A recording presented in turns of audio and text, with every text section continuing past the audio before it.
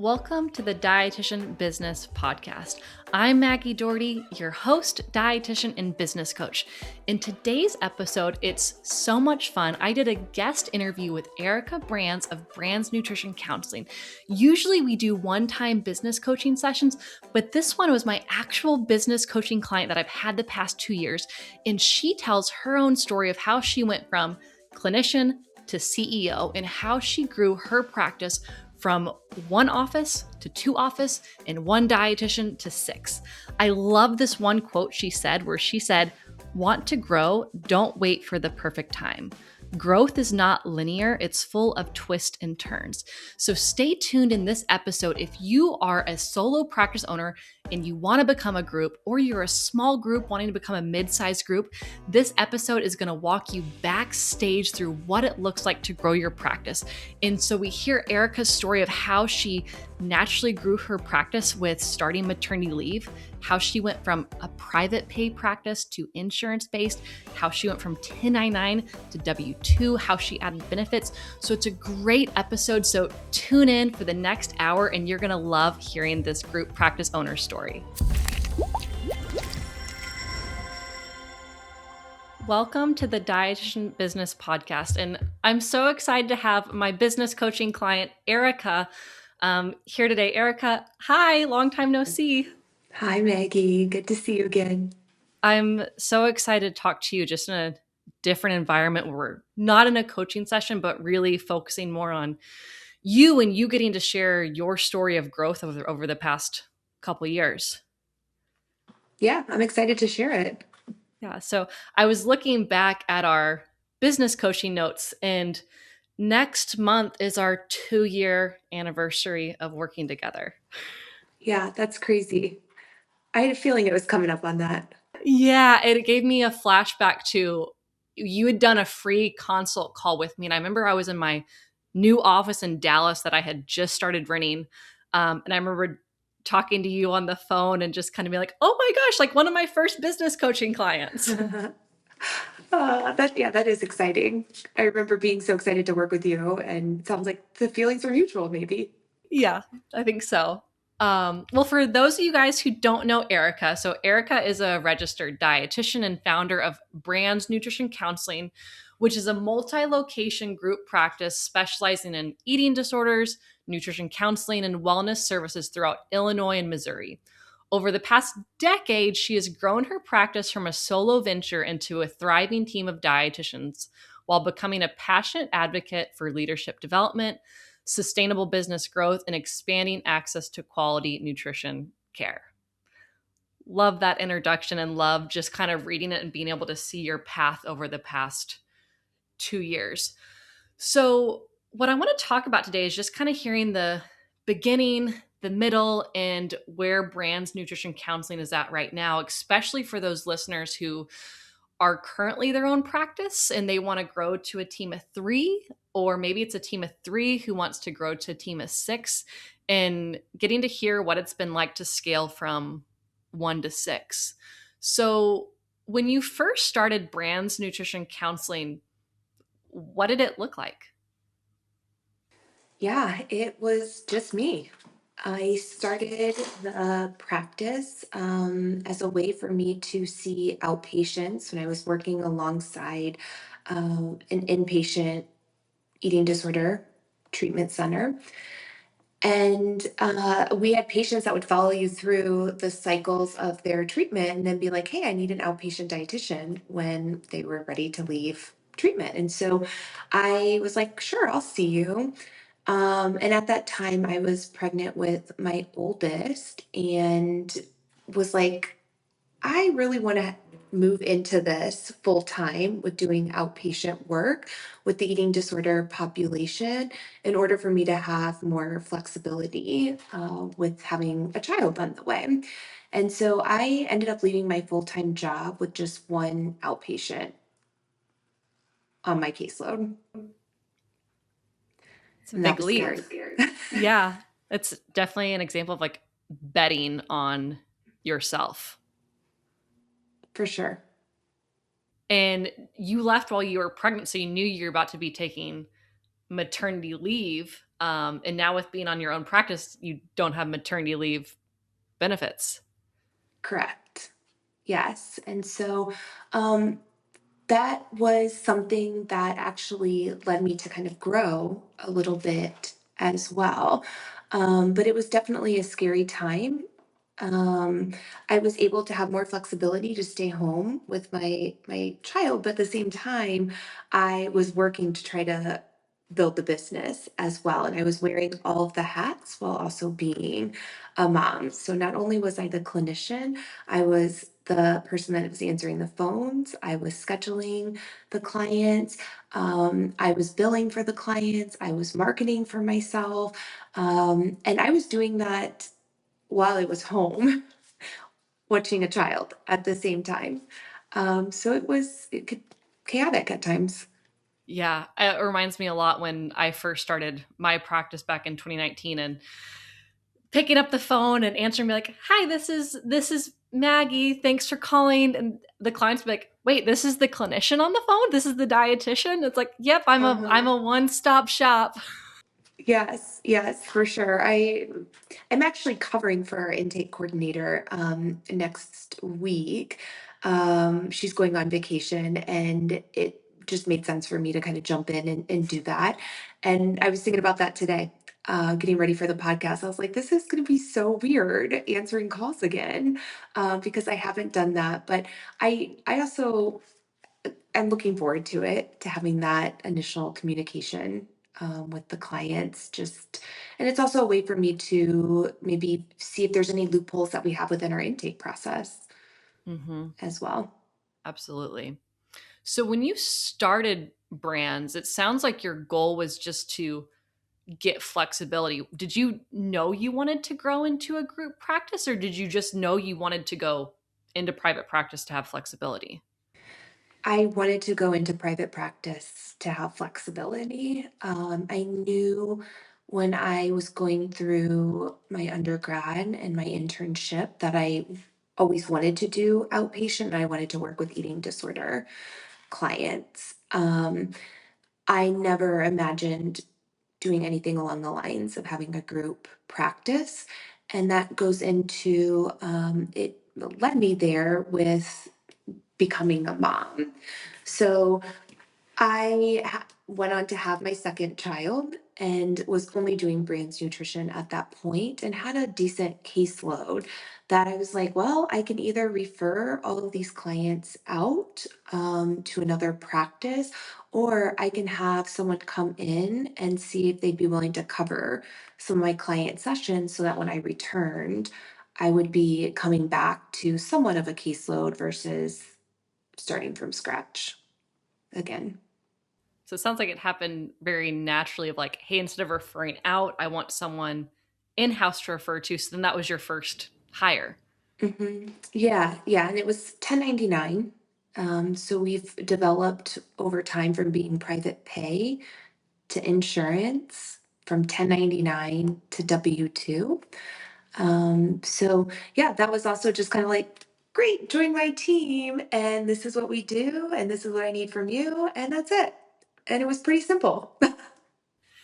Yep. Yep. Same. I remember my first hire was 1099. I was actually just talking to a business coaching client right before this who's trying to make her first hire. And I was just saying how 1099 can just be like the easy first step where there's just not as much you have to do. You don't need an HR platform and all the things that come with W2. So it can be an easy first hire. Is that hire still with you?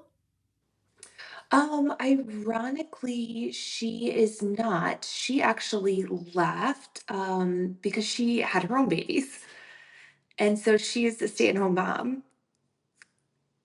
Yeah, so it's not that she left our practice because of anything that we were doing. It was more so where she was at within her life.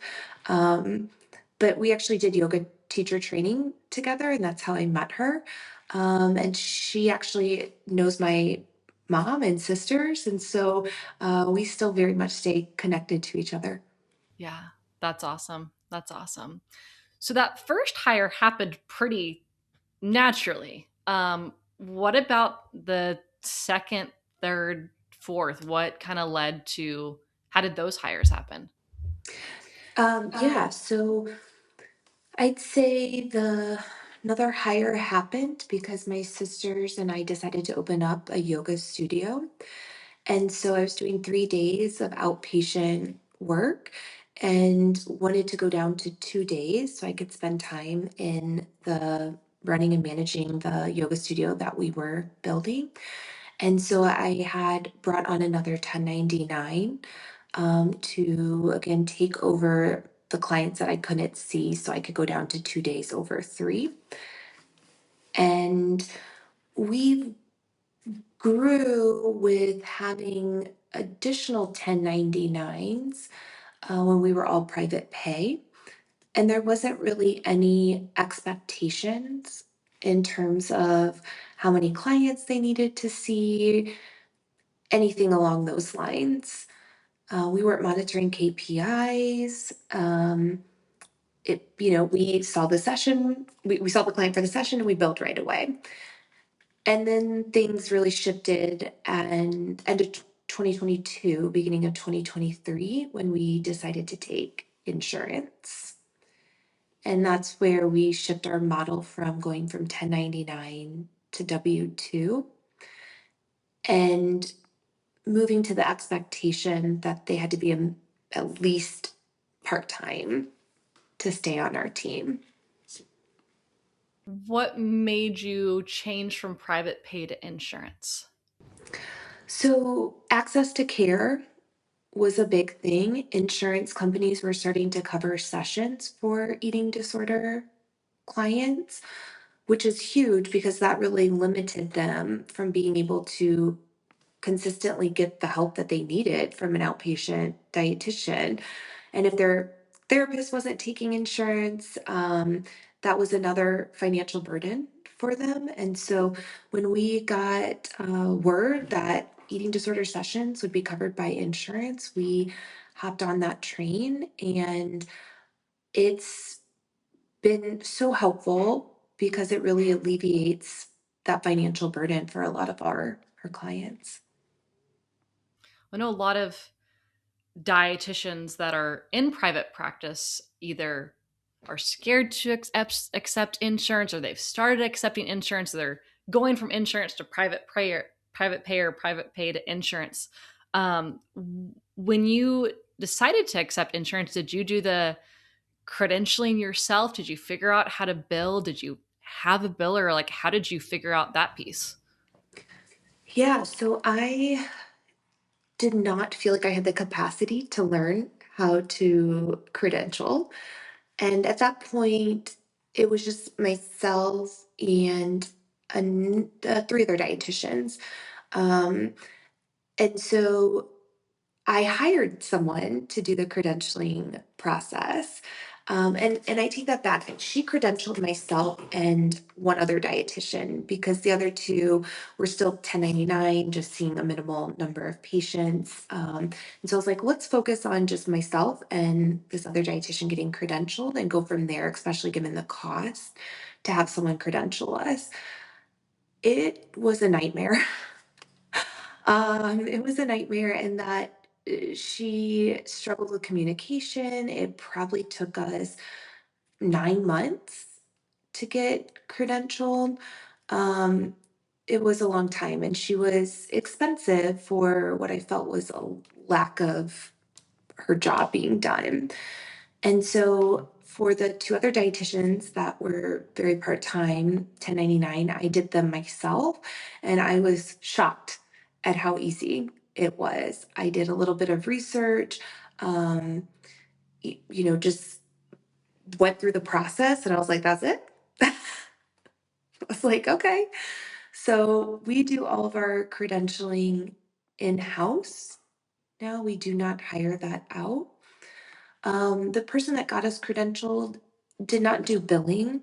And so I, again, knew I didn't have the capacity to do billing myself at this point. I had three kids, and I believe was pregnant with my fourth. And so I considered a third party billing company.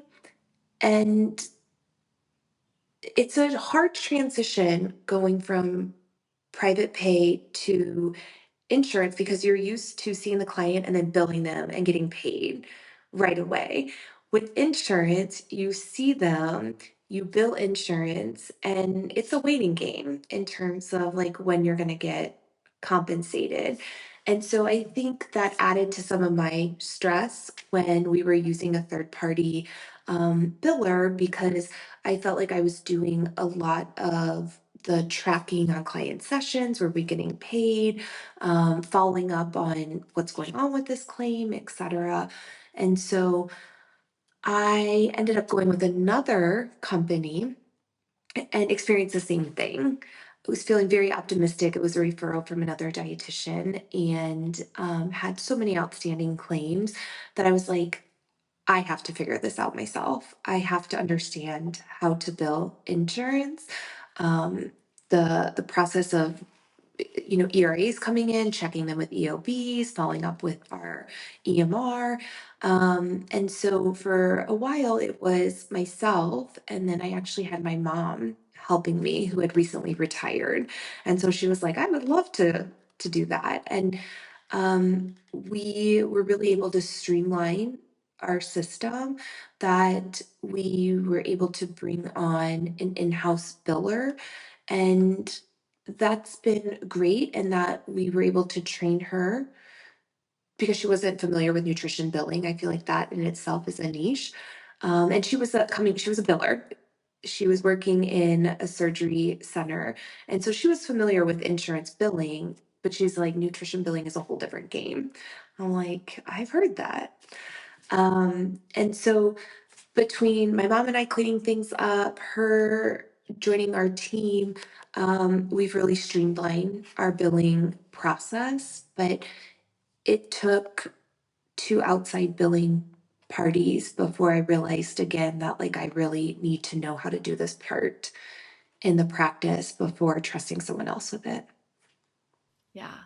Yeah. It's interesting because your story's almost the opposite of mine when I grew my group practice, where I figured out how to credential myself and bill insurance. And then I hired a very new biller from a local like billing school. And I was like, this is going to be so great. I'm hiring a new grad from a billing school. They're going to know what they're doing, but like I'll be able to help and teach them. And so I kind of went the route of like, I learned and then I taught. This first person didn't work out, so then we had to hire another admin, and then I taught them, and then they didn't work out, so then we had to hire a third who finally figured it out and stayed with us for years.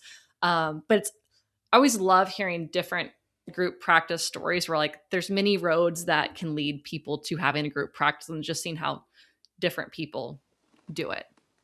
Yeah. So you've talked about this experience of having some turnover going from private pay to insurance.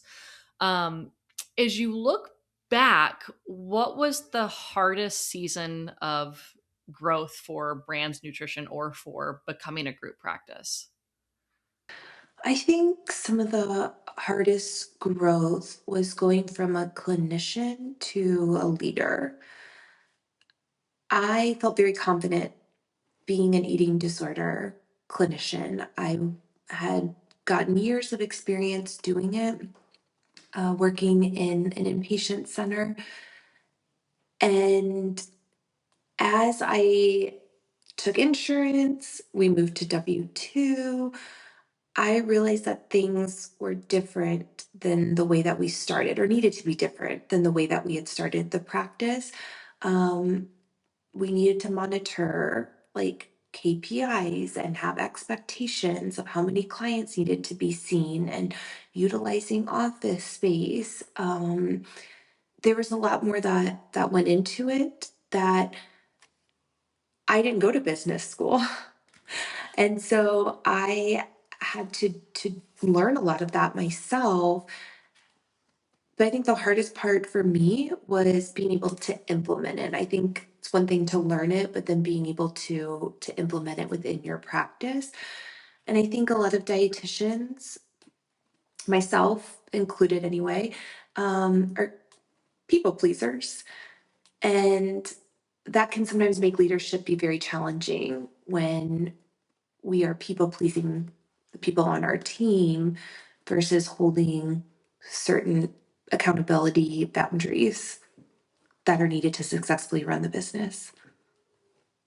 So yeah, the hardest thing for dietitians in private practices, where there's not accounting classes or leadership classes or management classes, and we don't learn the business side, and so we end up having to learn as we go, figure it out on our feet. How did you learn? Was there someone that you learned from? Did you have a mentor? Did you look online? Were you in Facebook groups? Like, how did you learn how to do it? Yeah. So I would listen to podcasts, webinars, which honestly is how I met you. Maggie was through one of your webinars that you hosted in regards to insurance billing, and just reached out and was like, I think I'm going to see if she'd offer business coaching, just to be able to learn from some of the mistakes that she made.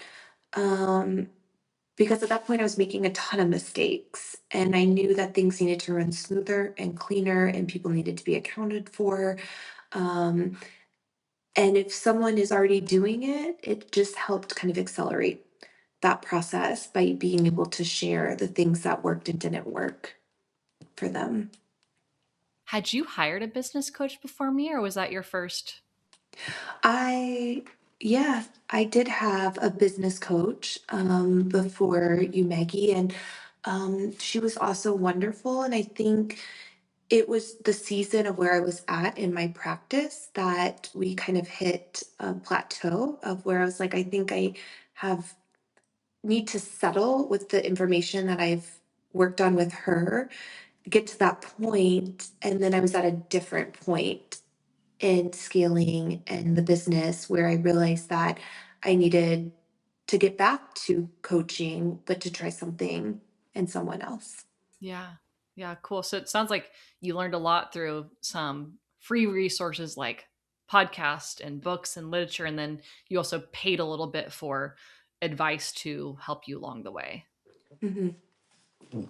If you were to go back and do it again, what are some changes you'd make with your learning? Like, what would you do again? What would you spend your money on? What would you not spend your money on? Yeah. Um, in the beginning, when it was just me, it was just figuring things out as you went. And that worked because it was just me. And then as I brought on the first clinician, 1099, I wish I would have gotten some business coaching sooner than later. I think that would have helped solve a lot of my struggles, where I felt like I was often, just spinning on a hamster wheel. Um, so I think that's probably one of my biggest regrets is not starting sooner. Yeah. Yeah. It's always so interesting when you're able to look back and see what you coulda, shoulda, would have done differently. But we obviously can't go back and change the past, but we can start where we are and move forward with that knowledge that we have. Mhm. You brought up previously of switching from 1099 to W-2, and you didn't have a business coach at the time. How did you figure out which one to do and why that was the right choice? And how did you navigate that? Because that's a question I see a lot in Facebook groups and a lot with the newer dietitians that I coach. It's, should I do 1099 or W-2, or how do I do it? So how did you Mhm. figure out that piece? Yeah, so that's actually when I did hire my first business coach was when I was going through that transition because that felt like a big transition and I wanted some help and guidance in terms of like what are other like practices doing. And so I did have a business coach during that time and that was one of her biggest suggestions was going from 1099 to W2 and that felt really scary. Um, but being an insurance based practice, it made the most sense to move to a W 2 platform, especially when I was going to have expectations in regards to how many clients they were going to be needing to see, um, certain KPIs to meet that W-2 felt like the best route for us in our practice. And you mentioned that it felt really scary when you had to make that transition. What was scary about it? What were some of your fears? Yeah, so I think some of the fears that I had was that paying for employer taxes. So we're paying for 50% of their taxes. And then with 1099, the dietitians were not getting paid unless we got paid from insurance.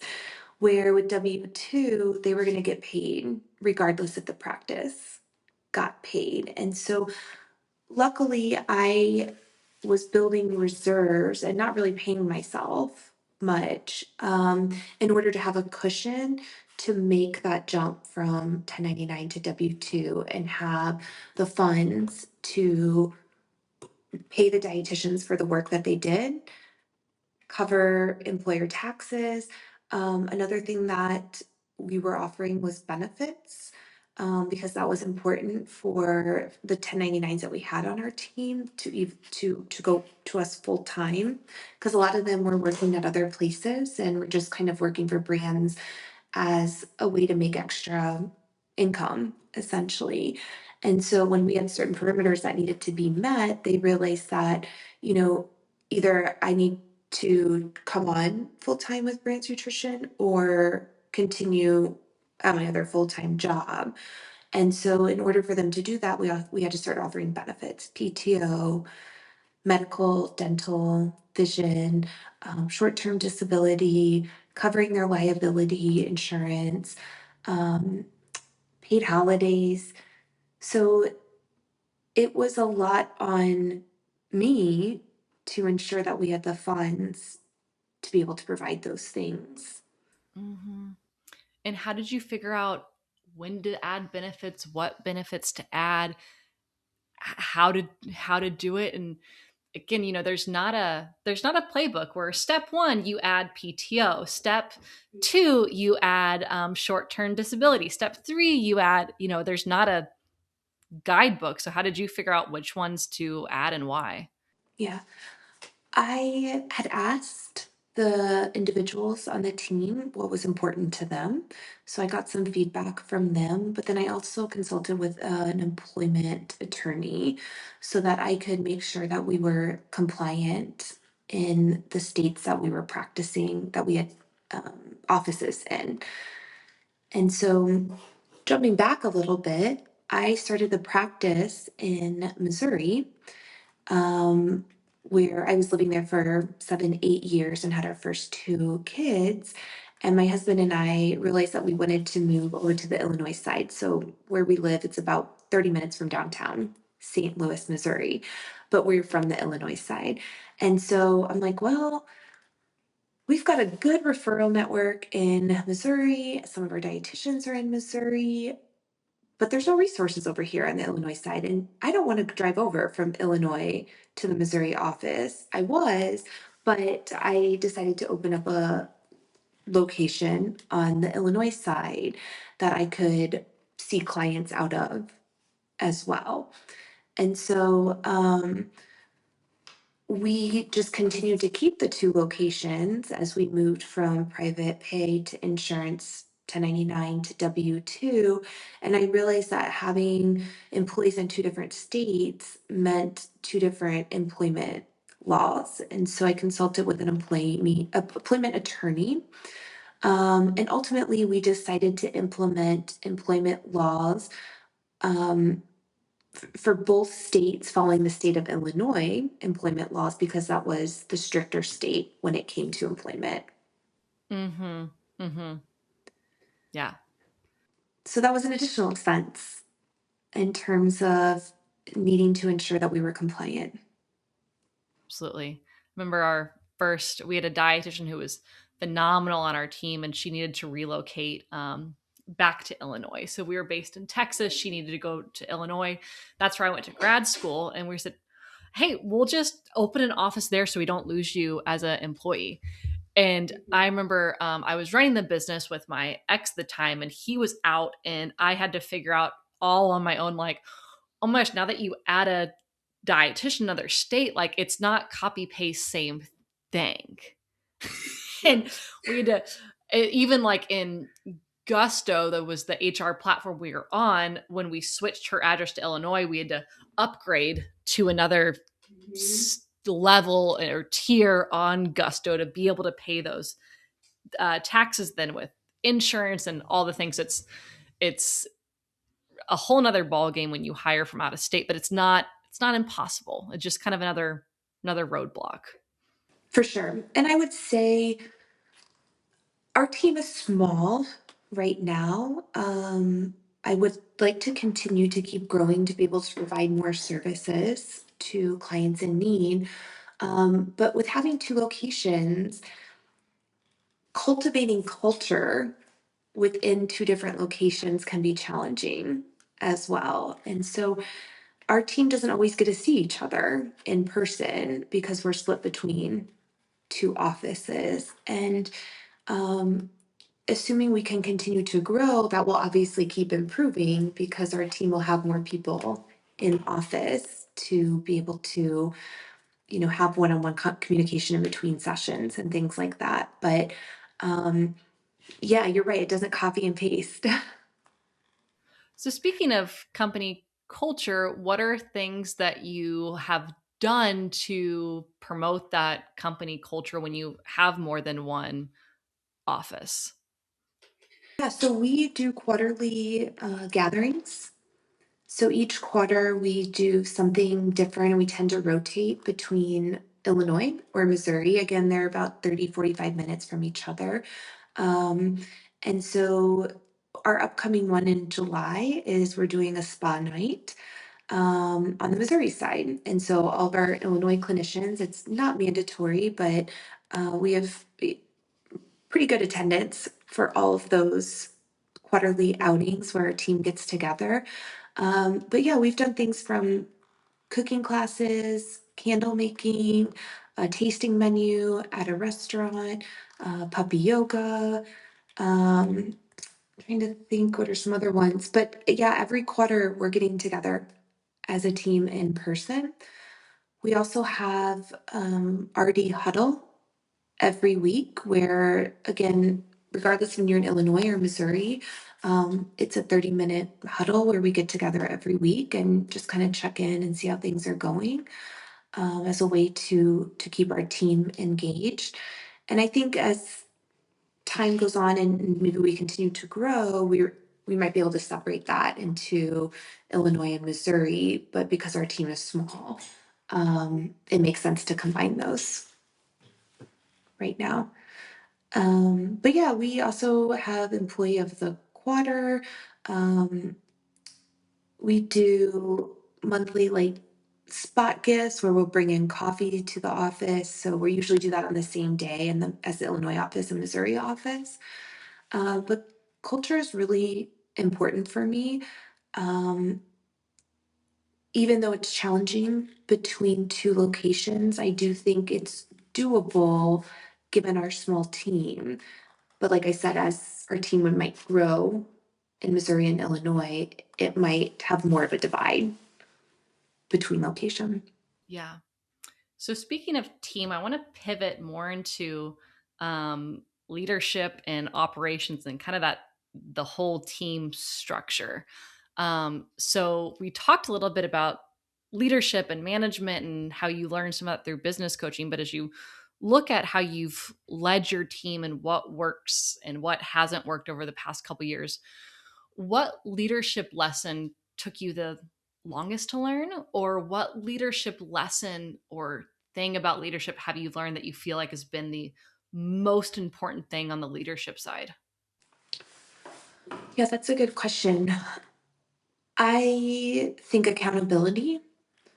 If people don't have clarity in regards to the expectations, then they don't know what they need to be working on or towards, um, or what they're accountable for versus what the practice is accountable for.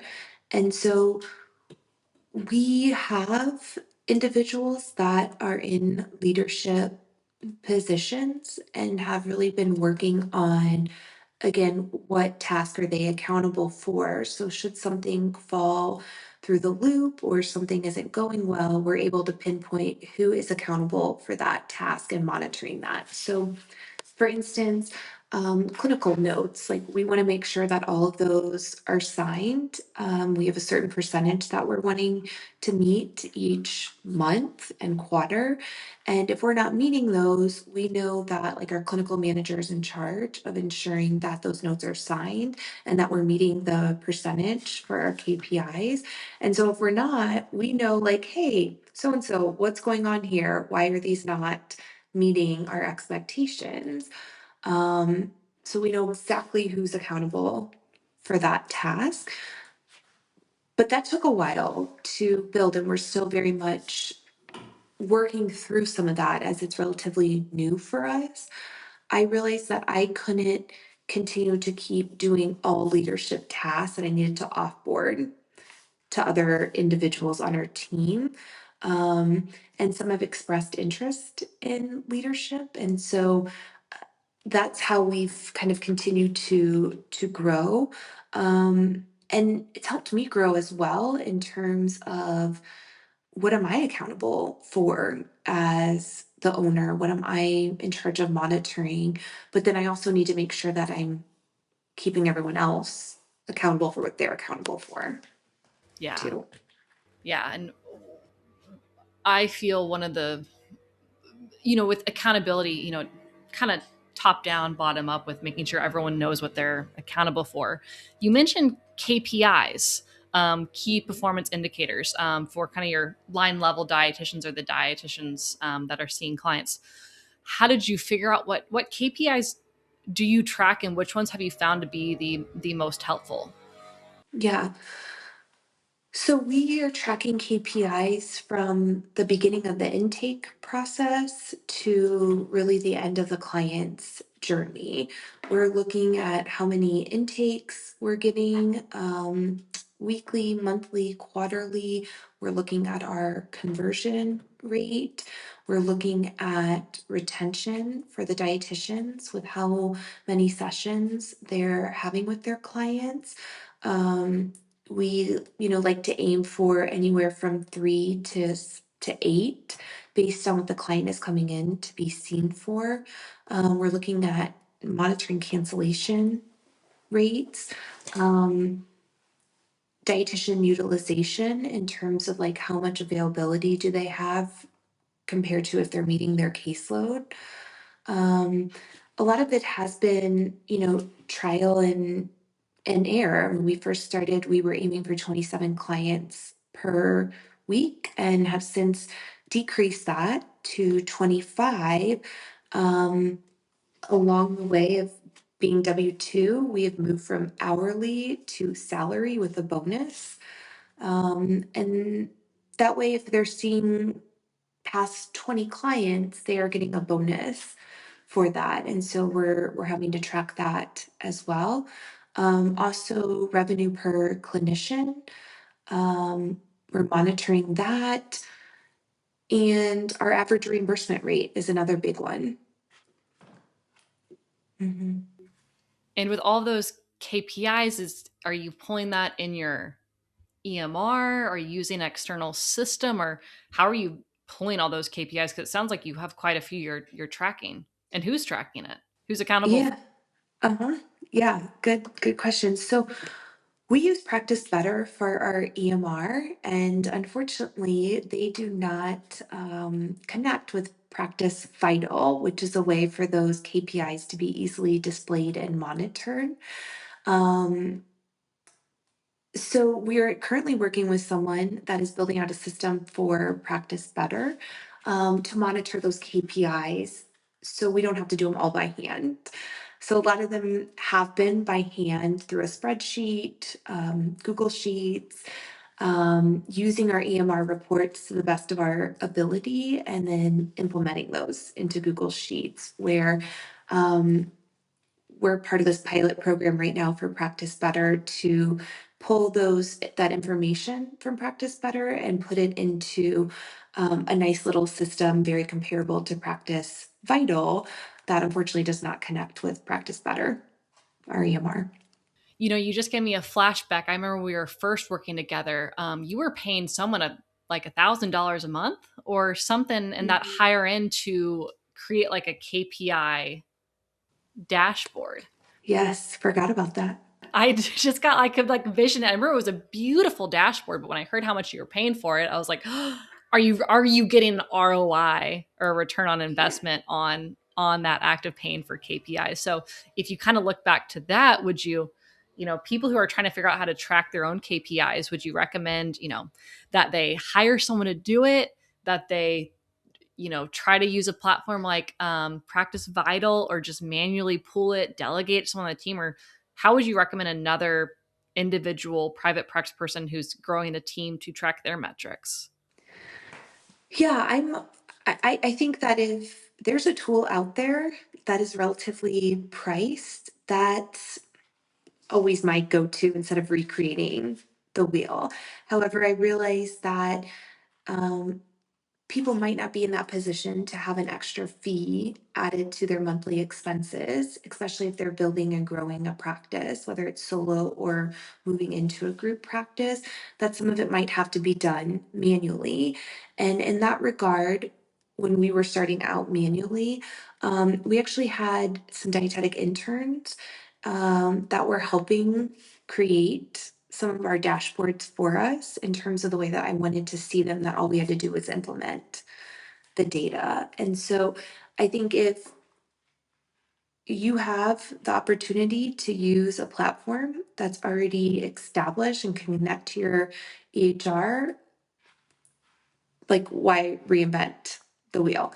If not, then working maybe with a student or an intern that's willing to get some volunteer hours, or considering someone on Upwork to help develop what you're looking for if you personally don't have the time to create it. Yeah, great advice. So, as we kind of get to the end of this, want to look more towards the future. So, as you look back on your growth of going from one clinician to six, and all of the hardships and the celebratory moments that came from that growth, where do you envision, or where do you want your company to be in 5 years, as you look back on what it's been like to go from one to six? Mhm. Yeah, that's a great question. My goal is to continue to grow our practice, not only for more access to care, but it's really awesome that this practice that I developed and created is able to provide jobs and income and flexibility and passion for working within a certain field to other dietitians. That my goal is, if we continue to grow, it allows people that are currently on our team to also continue to grow more into leadership. With more growth, we need more leaders. And so I think that's really cool. Outside of continuing to provide access to care for clients, it also internally gives us as dietitians ways to continue to grow outside of clinical, if that's an interest for people on our team. Yeah. I think that's the my favorite thing about when I had my group practice was not only, as you grow, you help more clients, you help more people in their lives, but you also help more dietitians. And when Mhm. the company grows, a dietitian's career trajectory can grow as well. And you can provide these great opportunities. It's a really beautiful part about growth, is like you help more people and your reach goes further. Mhm. 100%. So for that person who's listening right now and they're thinking of growing, they want to grow, they're scared to grow, they're excited to grow, what advice would you give the private practice dietitian owner who wants to grow? I don't think don't wait for the perfect time. There's never a perfect time. Something I told myself when I started the practice is, and left with one outpatient, is that I was like, I can always go back to a full-time position working for someone else if this doesn't work out. And growth is not a linear line. As you and I both know, there's a lot of ups and downs and twists and turns. And I've definitely felt that numerous times. One of, I think, of our biggest issues at times is retaining clinicians, that we've had to really revamp our benefits, offering salary, et cetera, in order to retain clients for us to continue to grow. And so there was even a time this week that I was just like, I'm just tired of this. I just want to quit. And I'm like, that's not an option. Just because it's hard doesn't mean that you're going to need to throw in the towel and give up. It's just, I got to pivot in the way that I'm currently doing things. Yeah. Yeah. I love that. Yeah. Those feelings of when you want to give up, but knowing it's not an option and that pivoting's the best thing we can do. And just as you grow a practice, it's pivot, pivot, pivot. And what works at one person doesn't work at two, and what works at three doesn't work at six, and your systems that work at six, if you get to 10, may not work at 10. So you gotta pivot. Mm-hmm. Well, I love hearing your story, and everything that you've gone through the hardships and the twists and the turns from going from 1 to 6. So thank you for hanging out and sharing that. If anyone listening wants to follow Branz Nutrition, see your content, see your journey, check you out, where can people find you? branznutritioncounseling.com is our website. And from there, you'll be able to find our social media platforms, which is also Branz Nutrition. Yeah, love it. Easy. Okay, Erica, well, thanks for sharing your story, and I will see you around. Sounds good. Thanks, Maggie. Bye.